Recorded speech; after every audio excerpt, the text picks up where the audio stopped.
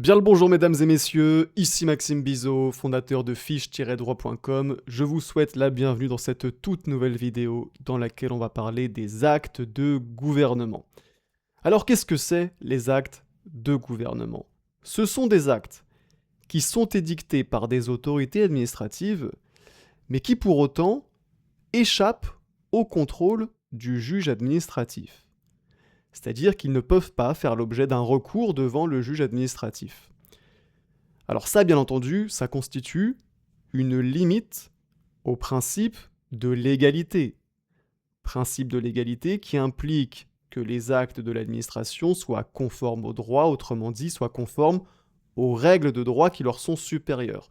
Et si jamais l'administration prend un acte qui n'est pas conforme à l'ensemble des règles de droit supérieures, le juge administratif peut être saisi afin d'annuler l'acte. Mais donc, un acte de gouvernement, c'est un acte pris, on l'a dit, par une autorité administrative, c'est donc un acte de l'administration, et en principe, la légalité d'un acte de l'administration peut être contrôlée par le juge administratif, en application du principe de légalité. Mais toutefois, ce n'est pas le cas pour les actes de gouvernement. Ces actes échappent au contrôle du juge administratif. On dit qu'ils bénéficient d'une immunité juridictionnelle. Alors pourquoi est-ce que ces actes échappent au contrôle du juge administratif? L'idée, c'est que le juge ne peut pas contrôler des actes qui, certes, émanent d'une autorité administrative, mais qui, en réalité, touchent à la politique. Parce que, comme on va le voir, les actes de gouvernement, ils ont une nature éminemment politique. Et en acceptant de contrôler de telles décisions, le juge s'immiscerait dans la politique. Et ça, on ne peut pas l'accepter. Et donc c'est pour ça que les actes de gouvernement ne peuvent pas être contrôlés par le juge administratif.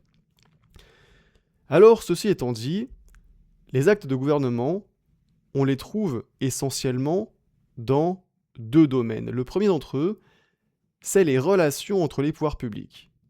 Et donc, par exemple, est un acte de gouvernement la décision du président de la République de mettre en œuvre les pouvoirs exceptionnels de l'article 16 de la Constitution.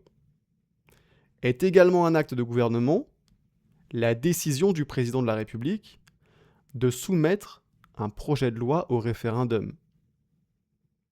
Sont là encore des actes de gouvernement un décret de dissolution de l'Assemblée nationale ou encore la nomination d'un ministre ou également la nomination, par exemple, d'un membre du Conseil constitutionnel, que ce soit par le président de la République, le président de l'Assemblée nationale ou le président du Sénat. Donc ça, c'est le premier domaine des actes de gouvernement, les relations entre les pouvoirs publics. Deuxième domaine, les relations internationales de la France. Par exemple, la décision du président de la République de reprendre les essais nucléaires, c'est un acte de gouvernement qui n'est donc pas susceptible d'être contrôlé par le juge administratif. Également est un acte de gouvernement la décision d'engager des forces militaires à l'étranger. Donc, on le voit, les actes de gouvernement, ce sont des actes qui concrètement ont une nature éminemment politique. Et donc, on les trouve dans deux domaines, les relations entre les pouvoirs publics et les relations internationales de la France. Maintenant, ceci étant dit, il y a quelque chose qui est vraiment très important à comprendre, c'est que tous les actes intéressant les relations internationales de la France, ou bien les relations entre les pouvoirs publics, ne sont pas nécessairement des actes de gouvernement. Parce qu'en effet, le juge administratif considère que certains de ces actes sont en réalité détachables des relations internationales de la France ou des relations entre les pouvoirs publics. Donc parfois, même en présence d'un acte qui concerne les relations internationales de la France ou les relations entre les pouvoirs publics, le juge administratif y décide que cet acte est en réalité détachable des relations internationales ou des relations entre les pouvoirs publics. Et ces actes détachables ne sont pas considérés comme des actes de gouvernement et le juge administratif s'autorise donc à en contrôler la légalité. Alors en réalité, c'est surtout pour les actes qui intéressent les relations internationales que le juge administratif considère que certains actes sont détachables des relations internationales. Voyons quelques exemples.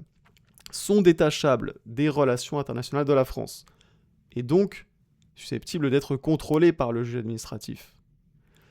D'abord, les décrets d'extradition, c'est-à-dire les décisions par lesquelles le gouvernement français accepte de remettre un individu qui se trouve sur le territoire français à un État étranger pour qu'il y soit jugé.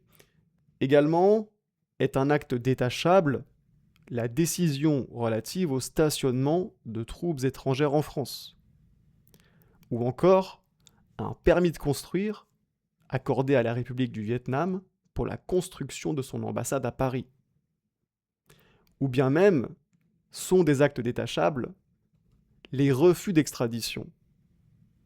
C'est-à-dire cette fois-ci les décisions par lesquelles le gouvernement français refuse de remettre un individu à un État étranger. Mais donc maintenant, la question que vous vous posez peut-être, c'est quand est-ce qu'un acte est détachable? En réalité, il n'y a pas de réels critères qui permettent de dire que tel ou tel acte est détachable. Le juge administratif décide au cas par cas, en fonction de l'espèce, si un acte est détachable ou non. Mais on peut quand même remarquer que grosso modo, ce sont des actes qui, certes, concernent l'international, mais qui sont en réalité tournés vers l'ordre interne, ou bien qui sont susceptibles de porter atteinte aux droits fondamentaux.